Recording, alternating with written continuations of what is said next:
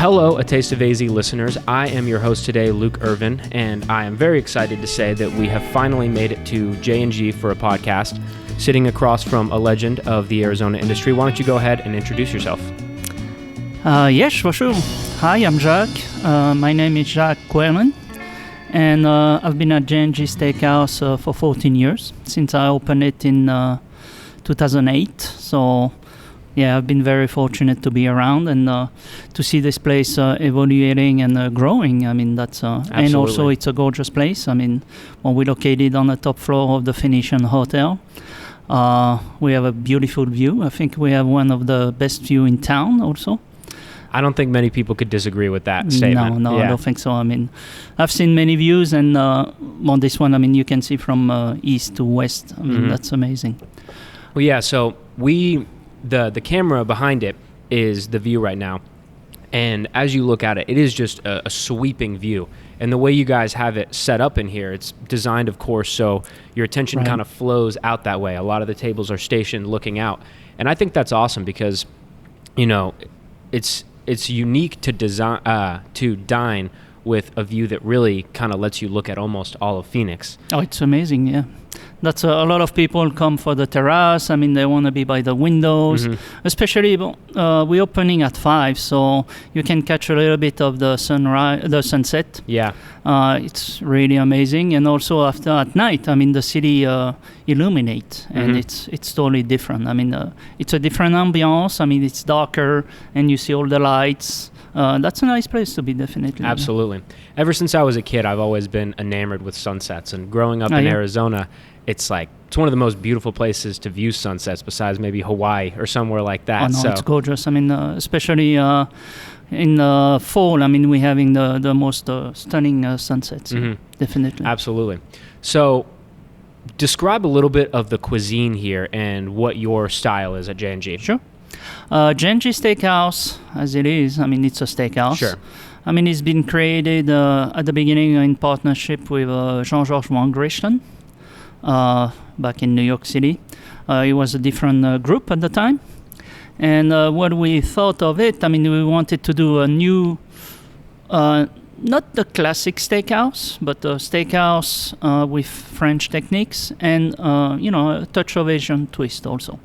So the core of the steakhouse, it's the meat, definitely. I mean, well, you cannot turn around that. I mean, we have a prime program where we have some of the best cuts. I mean, most of our meat come from Chicago. We use also some local purveyors. We use, we have some meat coming also from San Francisco. We're trying to source all the best product all the time. I mean, we have scratch kitchen also, so we're making fresh every day. And we're playing around that. I mean, we're doing a seasonal menu, so we're changing by season. Of course, you cannot change the whole menu, but we can play on the sides, we can play on the fish, we can play on the appetizers, desserts also. We're doing our own pastry on property also, so they're done at J&G Steakhouse. So yeah, it's a lot of work. It's nice. I mean, that's what it is. Also, we have a big dining room. I mean, we have a lot of seating capacity here. We have a beautiful patio in season, which is very nice to be out. I mean, you're enjoying the view and you're feeling the weather a little bit. That's great.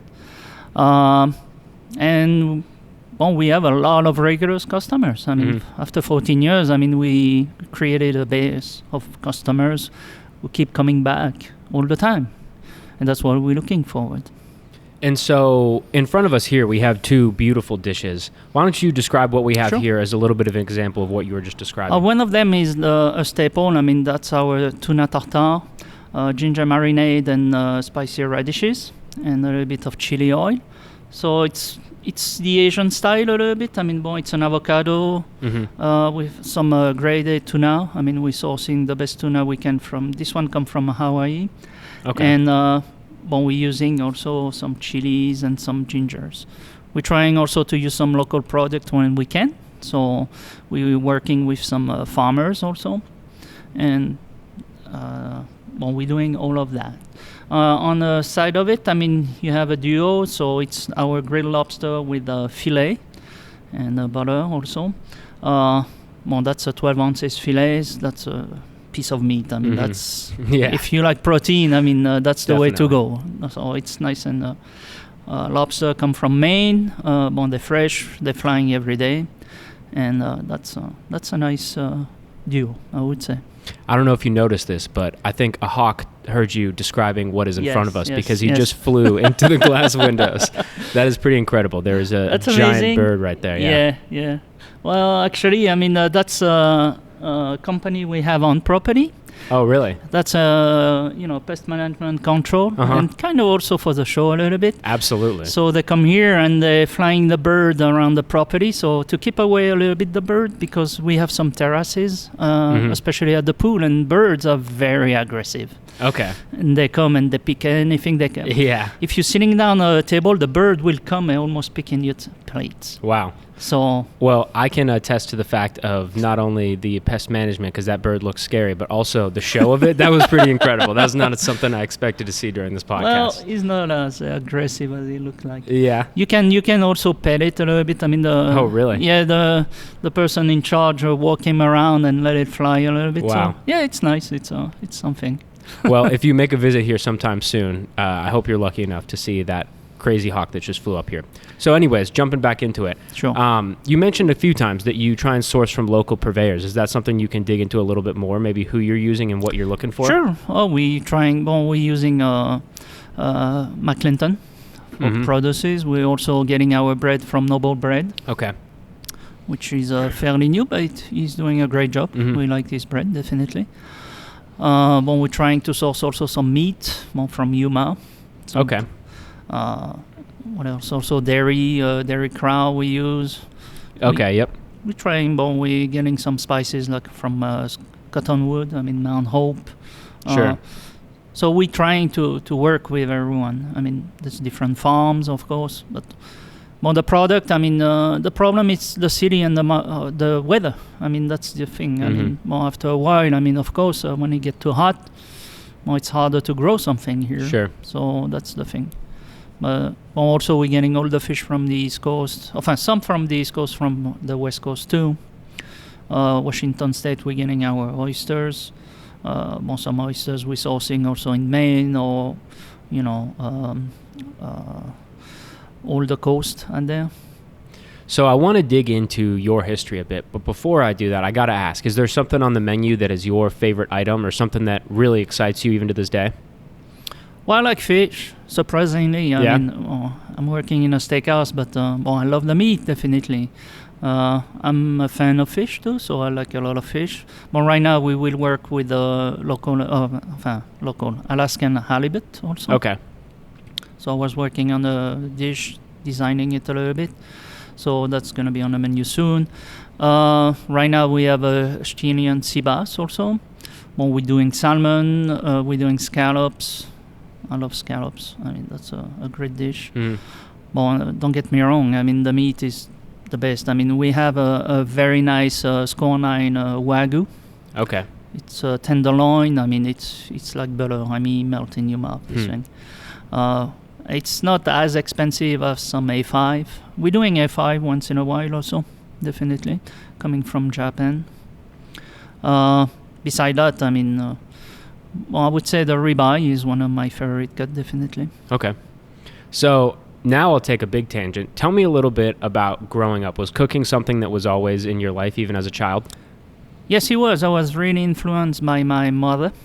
So she was a great cook, and I was watching and cooking every day. I was trying to do some recipes, so she was helping me a little bit. And Is this in France that you grew up? yes, it was. Yes, yeah. I was back on the east coast of France. So it's a region where there's mountain. It's a lot of cheeses out there. It's a lot of smoked meat. A lot of mushrooms also. Well, you get the 4 seasons, so it's nice to be out there. A lot of ski. And I was very interested by that. So I was trying to make some pastries at the beginning, some bread, doing some new dishes. I mean, trying to cook some meat. I mean, that's the thing. Definitely, yeah, that was a big influence. And after that, I went to school, culinary school.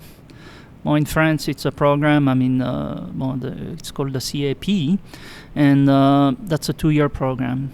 So you're going 1 week at school, and 3 weeks you're spending in a working place. Okay.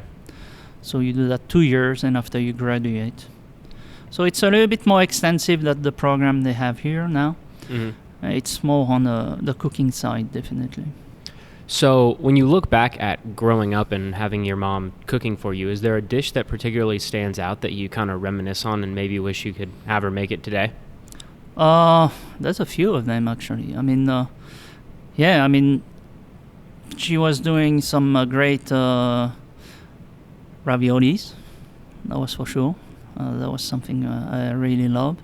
A simple dish, I mean, a roasted chicken. I mean, that's very basic, but, to do it right, I mean, that's the right thing to do. Mm-hmm. People think, you just throw the bird in the oven and you wait. I mean, no, it's not quite like that. I mean, there's a lot of things happening, so that's a little bit different. After that, if you want to, we do a lot of stews also, so, it's more on the classical side. I mean, how to prep it, how to cook it, and after, like, a beef bourguignon, it's a base. But to do a good one, I mean, it's a good work, definitely. So when you started going to school for it, I figured at this point you kind of knew that was your vision going forward. Did you have a plan of what you wanted to make happen? At the time, no. I mean, I was 16, so you're starting young. And yes, you want to cook. I mean, depend on which place you're working. So I was working in a nice restaurant. So at the end, I mean, you want to move forward. I mean, definitely you want to grow your career. You want to... I didn't stay in the same place, so I moved around a lot. So I end up... also connections. I mean, places you're working. I mean, you're meeting new people, learning new skills. And that's the thing, very interesting in this profession. I mean, you're moving from a restaurant and you're learning. You're learning the good and you're leaving the bad. And after that, you move forward. I mean, you connected to someone. I always work with my chef, and they always sending me to another place. So you work 1 or 2 years, and after you move on, you go somewhere else. And you learn new skills, new culinary skills also, and different cooking techniques, and different food, because restaurants are all different, kind of. So that was a good thing. So I started in east of France. I went to Alsace. I went to Haute-Savoie, which is a mountain region too. After I moved to Paris. Paris was the big town for us. So you were kind of bouncing all around France around that time. Right. Yep. Were you traveling throughout Europe or anywhere else in the world, or were you kind of just residing in that area? Well, I went to Germany. I went to Switzerland. I didn't travel as much. And after that, I ended up to Paris. Paris is more kind of the capital for cooking and the gastronomy, definitely. So I learned a lot out there. Well, because, some of the chefs we talk to travel around the whole world, and that's where they get all their inspiration. Right. And, most of them being from America, like if you go from one end of America to the other, not too much changes in terms of, the cooking style, but some places have more fish-oriented. There's not a huge variety, right? You can get pizza anywhere in the United States on almost any street corner. Whereas in Europe, it's so condensed and the countries are so close together, I feel like you soak up a lot more different cultures and different styles of cooking, even if you don't have to travel as far as you would in America. Well, the beauty with France, I mean, you have the 4 sides, kind of, and you can learn from everywhere. So you can learn the Spanish style, you can learn the Italian style. After that, you get the North. I mean, it's more of the heavy food, the German style also, very interesting. So, at the time I wasn't big on Asian because it wasn't much Asian food. And that's where in Paris I learned more about it. I mean, I saw Chinese restaurant, I saw, Asian like Thai or Vietnamese. So that was new for me, and that was the beauty of it because it's new ingredients, different techniques. I know some chefs go to Asia. I didn't have this chance. It's nice to do it, definitely, because you're learning a lot. I mean, to see a different style of cooking and products. I mean, it's also that's very important. It's all about the products, definitely. Well, and, being in that kind of Mediterranean area, attracts so many things from the outside because there's so much importing and exporting, and it's so kind of easy to get around. When you're learning these different cultures that you maybe hadn't been exposed to before, in America, you have American version of Chinese food, pretty young for most people. When you start diving into these new cultures, I figured that was getting you pretty excited to learn new techniques and flavors. Would you say so? Yes, it is. Well, the good thing in France, I mean, it's we have a lot of people who moved in, so from the colonies or from the Middle East. So you see a lot of different foods also. That's what Paris was the eye opener for me, because there, I mean, I could see it was a mini world. That there you could see anything, and I learned a lot. That was a good thing. Yeah. So you're obviously in America now. Where do things go from your studies in France to bring you here? How long were you studying before you came to America, or working as well? Well, I was working about 10 years. 10 years. Okay. After I moved to New York, Manhattan. So I worked for Daniel Boulud at the time. The same by connection. So I was in Paris, and a friend of mine told me one day, if you want to go to New York, let me know. I said, yeah, I'm ready. Let's go. So he hooked me up with Daniel Boulud, and I came on the J1. And wow, that was a big change for me. I mean, when you move to the Big Apple, I mean, that's especially from Europe, it's a big change. Sure. And the same, I mean, there was the culture shock at there. I mean, you see so many different ethnic and different food and different people, and it's such a busy city also. It's you never stop. I got really attracted by it, definitely. Well, it's interesting too because, New York being the melting pot that it is, it has a lot of cultures and similarities to where you grew up. Because it's interesting, when I first traveled to New York, living in Arizona almost my whole life, and, maybe going to California and a few other places, It was even a culture shock for me. Public transportation, for instance, is not what it is here that it is in New York. But in Europe, it kind of more is. So were there certain things that felt maybe welcoming to you, if you can use that word? Yes, it was. It was kind of the thing, I mean, you would say it's all amplified by 10 at least, the public transportation, we have it in Paris, it worked well. New York it's different, but it's so big. I mean, you got so much space. I mean, it's a big city. The people, I mean, we have people in Paris, but, you go in New York City at rush hour, I mean, it's nuts. I mean, it's crazy. Yeah. Never stop, and so many restaurants. I mean, you got restaurant every corner of the street. I mean, a different. They can go by ethnic. I mean, you got like the Korean on one street. You have the Chinese in Chinatown, the Italian, and you got all the kind of food you want on there. And you can eat that. You can eat the best food in New York from any ethnic. I mean, that's amazing. That. And so, not only was it a culture shock in terms of living your day-to-day life, but I feel like. I'm assuming here, but I figure the exposure to new culinary experiences that you got in New York was pretty shocking as well. Well, that's what I say. I mean, like, I learned new ingredients, I learned new food. I mean, I saw even more food and more in detail, and I could have the best of it all the time. So it's really something you should see one day, definitely. I mean, that's what I say to all my cooks. I mean, it's nice to stay here, but you should travel a little bit and see something else. Yeah. Open your mind a little bit and see different culture, different people, and learn about the food. Because at the end of the day, I mean, we all go back to the food. I mean, that's the liaison kind of. I mean, everybody wants to eat, and everybody like food. So sure, depending on what you like, I mean, it's the food. It's always interesting to learn a new food. Well, sometimes you don't like it, sometimes you like it. I mean, that's what the beauty of food is. So, yeah, I mean, that was a big thing for me, definitely. So, from New York, how long are you there? Where are you working at, and where do you go next? Well, I worked in many places. I worked with Daniel Boulud. I worked in a French place for a while. And after, I met Jean-Georges. So at the time, I worked in his first place, Jojo. He opened. At the time, he had just a few restaurants. And after I moved to Central Park West, the on the flagship, Jean-Georges. And after that, I stayed a while there. And after I decided to move on my own a little bit, so I took a chef position at Le Périgord, which it's closed now, but it was like, in New York you had all the old restaurants from the 60s, and that was one of them.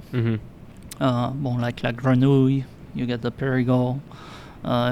You had La Côte Basque at the time, but they're all gone. I mean, La Grenouille is still here, but some are done. So, but that was interesting. I mean, I was in a French environment, kind of, because you had a lot of French people out there, and a lot of them moved. They opened restaurant out there at the time. That was back in the 60s, and at the time the food in the 60s wasn't as sophisticated as now. Definitely, I mean, more vegetables they were in the can.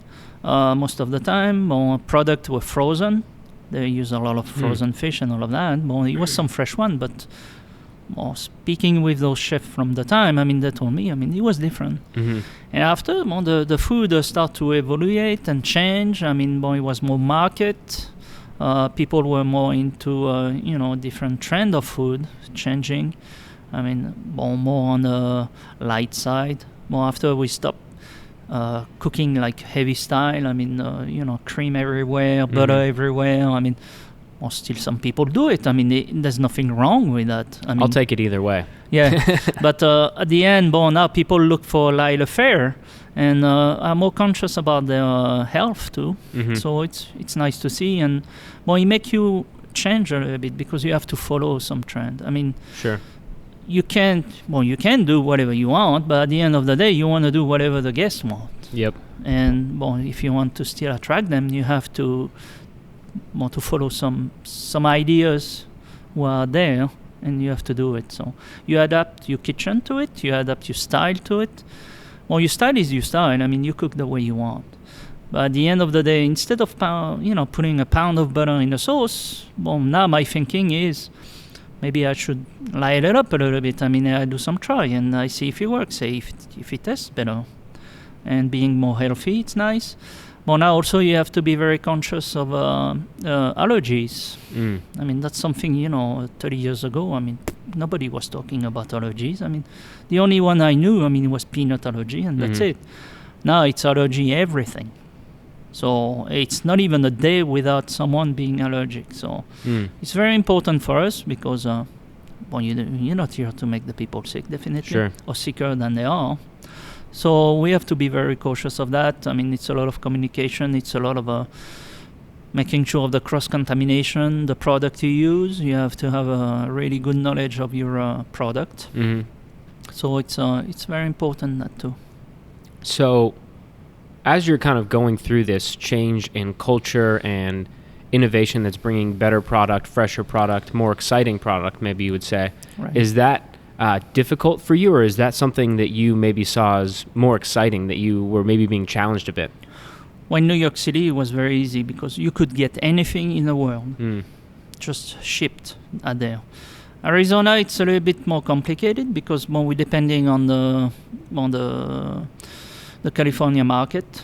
We get a lot of products shipped from anywhere also. Nowadays, I mean, you can get anything shipped. I mean, that's the beauty. But some product, I mean, they may be not in trend here. People are not interested, so it's harder to find them. Otherwise, no, you can get whatever you want, definitely. Yeah. Well, and so, you look at this landscape outside of this window, and you can imagine there's probably thousands of different restaurants that were not here many years ago that are incredible. How was it kind of watching Arizona go through the metamorphosis and be one of the top restaurant places in the country now? Well, I've been seeing a lot of changes. I mean, the city definitely has grown, expanded, and the culinary food has changed also.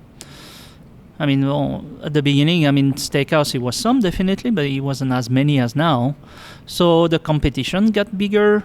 There's more people definitely, so you'll feel it too. But you have to be. That's also a good thing. I mean, competitivity is a good thing at the end of the day because it keeps you on your toes, and you have to make sure that you're always doing better than your competitor. So some people don't like competition, but it's in a good way sometimes. It helps you to get better. Especially when, after 14 years, you have to reinvent yourself all the time. Even though you're doing some of the thing always the same, but you have to find new paths, new ideas, new ingredients, and see what your competition does. Because I've seen many people coming here, come to eat to see what we're doing, and after they open a place. After I see some similarity on some dishes and things like that, but it's okay. I mean, there's nothing wrong with that. Everybody does it, so that's good. But definitely, I mean, it's the longer you open, I mean, the harder you get to want to create yourself again. I mean, that's the thing, definitely. Sure. Well, and I think Arizona is unique, at least in my experience, that it's kind of a healthy competition, right? It's not like people are filled with malice and just want to destroy their competition, but everyone kind of just wants to elevate the industry as a whole. Right. Well, the pie is here, and there's a share for everyone. I mean, that's the thing. After that, I mean, you see some people who started, a small place, and they grow. I mean, now you have some groups here. Well, there's some serious one. I mean, some people really extend it to the maximum. I mean, they go in different ways. At the end of the day, they sell the place and they sell the companies and reopen something else. But I see also because the town is so spread out. So to be able to touch all your maximum of people, you have to open many places. Sure. Let's say Gilbert now is expanding. Before he was Arcadia, he was Scottsdale, he was even Scottsdale. I mean, it's getting bigger and bigger now. And people, now we're looking on the other side. I mean, you see, by Glendale and all of that, there's a big change out there. I mean, I went out there to do some shopping. I mean, I see the malls growing, hotel and all of that. I mean, now it's huge. I mean, it's becoming big, the city, definitely, yeah. Yeah, I was just having a conversation with someone about the Gilbert Chandler area and just the explosion out there and new farms popping up. You've got Queen Creek Olive Mill out there. You've got Schnepp Farms, and they've been around for a while now. But it'll be interesting and exciting to see how that area continues to develop, especially with places like Agritopia and Epicenter going in. So circling back to you a little bit. So once you land in Arizona, how quickly was this place up and running? Took a little while because we had some construction issues because we moved in a place and we tear it down completely. I mean, the renovation. The old place was Mary Elaine at the time. Okay. And the style was completely different. I mean, Mary Elaine was a fine dining restaurant. It was, an old style. It was different. And that was Alex Strada's spot, yes, correct? Yes, it is. Yeah. Okay. Yep. Yeah, he was the executive chef of the resort at the time. And we changed. And no, he moved after that. So it was a major construction. So we had the little dealers at the beginning, and after we opened in December almost. Okay. And remind me the exact year again? 2008. Okay. And so once you get the ball kind of rolling, is it just absolute chaos trying to keep up with it, or how was it when you guys opened up? No, we were pretty organized because we had at the time, I mean, the company we were in, I mean, they were supposed to do 40 openings. And they had the momentum, and it was organized, it was structured, definitely. So it was a lot of support. I mean, everything was new because the market was new for us. I mean, definitely, I mean, I never came to Arizona, I didn't know at all. You have to find out the cycle of the season, and here, I mean, at the time, I mean, it was really obvious that the summertime was very slow, and you have your busy season starting in October, November, and after you have the high season in January to May, about June sometime. So, you have to learn the cycle, you have to learn everything, and it took us 1 year to realize that, yeah, definitely. And so, since you guys opened this spot up, have there been any major drastic changes that kind of shifted your personal perception of J&G, or no? Well, I went through 4 corporate changes here. Mm-hmm. So I stayed in a place, but the ownership changed, the company changed. I went through that. So different vision, different people, different interests. I mean, definitely, yeah. And what is that like for you? Not to dig too deep into it, but is it like, are you having to change things on your menu or your operations? How does that affect you? No, that I'm pretty free on that. I mean, they never tell me what to do. I mean, of course we have to. We have to make the numbers. We have to make sure the quality is here, and follow the standards. But other than that, I was pretty free to do whatever I want. That's what they bring you in here for, right? Right. Yeah, absolutely. Yeah. So we were talking before a little bit about how you love Pine Top. Right. I think Arizona is just so incredible because of the variety of landscapes. You look out here and you wouldn't think that a place like Pine Top exists just a few hours away. I didn't know about it. Yeah. And you mentioned as well that you like, outdoors things, hunting things. Mm-hmm. Did you grow up like that? Yeah. That was kind of my part in France. I mean, it was kind of like of Pine Top a little bit. Mm-hmm. I mean, more you have the mountain, the high mountain. More you have snow in the winter. It's cold, it's rainy. You get the season. So, yeah, Pine Top. I mean, when I came here, I saw the desert, I saw the mountain, but that's it. I mean, my first trip was to Sedona, and okay, I was kind of okay, Sedona. Yeah, it's nice. Mm-hmm. Oh, the Red Rock are beautiful. I mean, it's gorgeous. And a friend of us living here at the time told us, why don't you go to my place in Pine Top? Okay, I said, yeah, where is that? It's south, and it's almost on the border of New Mexico. Okay, all right. So I took a trip out there, and first of all, you go through the canyon. I mean, that's gorgeous. Mm-hmm. After you go to Globe, and after you go up, and when you arrive in Pine Top, it's that was nice, very nice. Change of weather. I mean, the temperature different. I mean, the mountain, the green, the lakes. I'm very big on that. I mean, more hiking and hunting, fishing. So that was a big revelation for me. Yeah.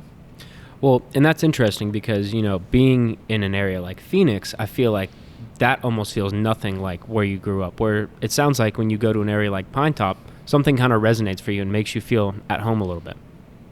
I was. I mean, when I saw the lakes, the mountain, the green also. Well, it's different green. I mean, you get the ponderosas are there and all of that. Us, it's more on the Christmas tree. I mean, the pine tree, but a little bit different. But still, I mean, it was amazing. I mean, I felt like because when you look at that's what I explain all the time to people coming to Phoenix. I mean, Phoenix, it's a desert, definitely. It's wide, it's hot, but you have the mountain a few hours away. I mean, that's the big difference. And you can ski. So they look at me like, you're crazy? Or, no, we can ski here. I mean, there's 2 resorts, definitely. Yeah. So, that's a nice thing. So, in France, you grew up skiing as well, right? Where were you skiing specifically? Not far from my house. I mean, most of the time, I mean, we used to do a lot of cross country. Mm-hmm. That was pretty big out there. I mean, we have national and international competition out there. And downhill, we had a lot of resorts, definitely. Mm-hmm. So I was doing both a lot of time. So that's mostly what you're doing on the winter time. Mm-hmm. You go skiing, a lot of kayaking. I mean, fishing, the same. I mean, hunting a little bit. And what were you hunting for? In Europe, I mean, mostly small birds, pheasant, woodcock, quails also. And then cooking with them, I figure. Oh, yeah, definitely. The good thing, I mean, sometimes you go hunting and you find nothing, but, you can find all the mushroom you want. I mean, that's the thing, and always something to do and to cook with, definitely.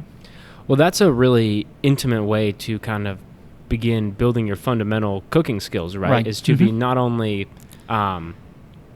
cooking the bird itself, but also catching it, hunting for it, preparing it, understanding kind of how it lives its life almost. And then same thing with mushrooms. That must have given you a pretty good leg up being able to do those kinds of things. Well, you understand the product better and you realize about how you want it to taste. I mean, that's the thing, definitely. So a mushroom, I mean, it's in the ground. It's different season. It goes well with different product also, different meat also.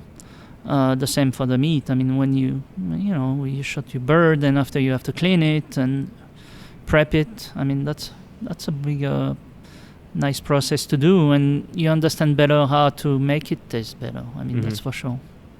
Well, and with mushrooms, it's interesting as well because, doing that in your childhood and then being somewhere in Arizona, I don't know too much about foraging, to be honest with you. But you gotta be careful on that, yeah. Yeah, somewhere like this, though, you're not just walking down the street and finding mushrooms popping up, whereas in pine, there's a lot more of that. Pine top, I mean, in the mountain, you can find boletes, you can find porcinis, definitely. If you go by Flagstaff, there's plenty out there. Like I said, in mushroom, you gotta be very cautious on what you're picking because a lot of them are poisonous or deadly. So you don't want to mix the wrong one because you just take one to contaminate everything. So if you don't know, don't pick it up. Leave it. Yeah, okay. Yeah, Do you have any good mushroom hunting stories of a crazy find or something like that? Oh, I found so many. I mean, no, I got plenty of them. I mean, but you really be cautious to not pick the wrong one because sometimes in the woods, I mean, the shade is a little bit different or, they look a little bit different. And if you pick the wrong one, I mean, you can get yourself really sick. I mean, I wouldn't do any. So my advice, I mean, always I've done, if I don't know it or I'm not sure, I leave it. That's it. Yeah, definitely. What is the most, like the biggest mushroom you've ever found that you can remember? The cauliflower. And how big is that? What does it look like? Oh, it's about, it could be, you can find it on the East Coast also. It could be about 10 pounds. Wow. That's a big white cluster. Yeah. And a 10-pound mushroom must be enormous. Oh, yeah. It is. No, it is. It's good, but I like the chanterelle a lot. I like the porcinis a lot. The black trumpets also are very tasty, even if they're a little bit more rubbery. What else? You get the white mushroom. There's so many kinds. I mean, there's about more than 80 kinds of boletes. So that's a lot. And just need to be cautious of the poisonous. That's all. What is it like when you set out on, whether it be a hunting journey or a foraging journey or something like that? What does your preparation look like? And kind of walk me through your headspace, because that to me sounds like almost something that should be in a movie. I've never done something like that before, but I've seen clips of it and it's incredible. Right. Well, I mean, on which way? Like, let's go with like a mushroom foraging. Like, if you wanted to go forage for some mushrooms, do you just have to know a specific area? You need to, first of all, you need to know the season, first of all. Well, you need to know of the condition. I mean, did it rain? I mean, because mushroom need a lot of water, definitely. After a good rain, I mean, it's always when you get a big, a lot of mushroom coming out. Definitely you need to know your places. Some mushroom like morels will grow after a fire. That's what I thought, yeah. Yep. So some areas where they like to be, I mean, here we have a lot of fires, definitely. So so some places like by Flagstaff, you can find a lot of them. And if you know a place where the fire happened like a year or 2 years ago, you can go there and find a lot of them, definitely.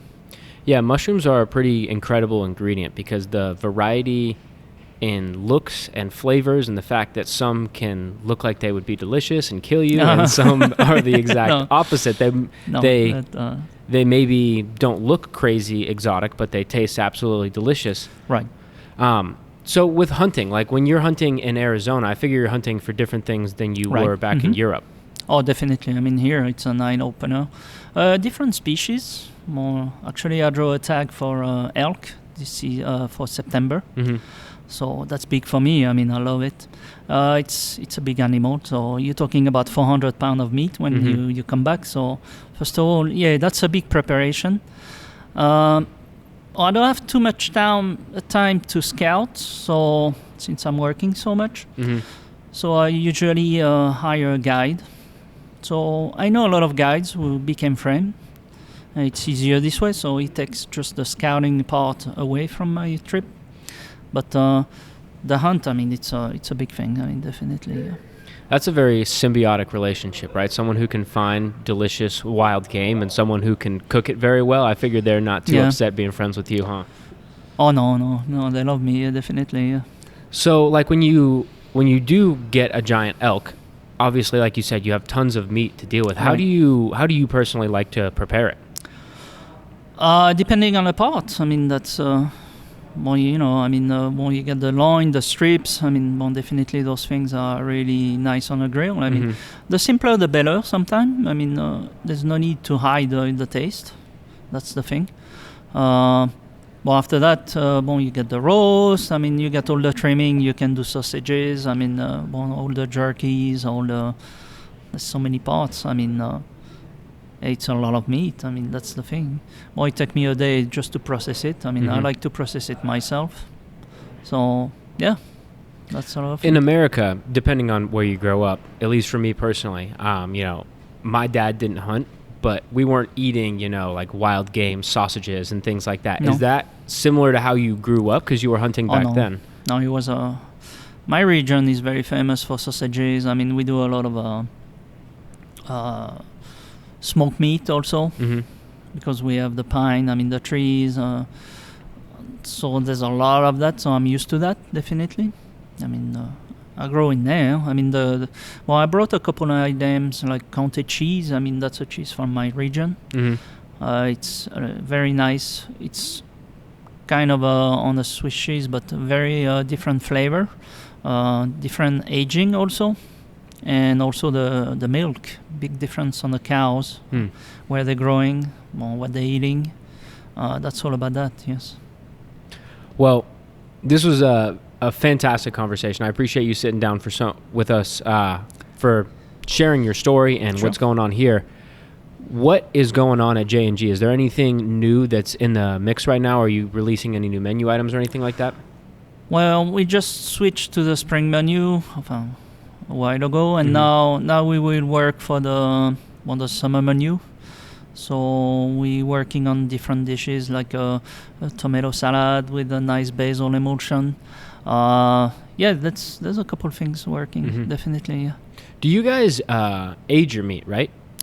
No, we don't. No, you don't? not on property. No, we don't have the facilities to do it. So we're getting some dry aged meat. We have a New York 16 ounces bone-in. It's coming from San Francisco. Aging, I mean, it's a big process. I mean, you need to have the right facilities. I mean, the right working. I mean, the right condition. I mean, you need to be kept in certain humidity level. Sure. The dryness. It's a lot of work, definitely. And we have too much volume. I mean, I cannot do that. No. Yeah, that I've seen some incredible meat storage facilities where they do dry aging, and it's almost the size of like an industrial warehouse. No, it's crazy. It's a rotation because depending on how long you want it age, it could be 14, it could be 21, it could be 38 or 48 days. So it's a rotation. It's a lot of work, definitely. Do you have a personal preference of, like you mentioned before that you like a ribeye a lot? Do you like it aged at a certain level? Well, here we're doing a wet age, so we aging 21 days. More different than the dry age. Dry age has a different flavor. It's a more musky flavor. Some people like that, but I see now a lot of people kind of turn away from that. They're not really into it. So we went to wet age, which kind of doesn't let the meat dry as well, but it age and the bacteria attacking the meat. That's what it is. So it's a good thing. Yeah, I like it like that. Awesome. Well, once again, thank you so much for sitting down with us, telling us about your story, and keep an eye out for a short highlight on you in the next issue, the summer issue of A Taste of AZ magazine as well. Thank you. Chef, thank you so much.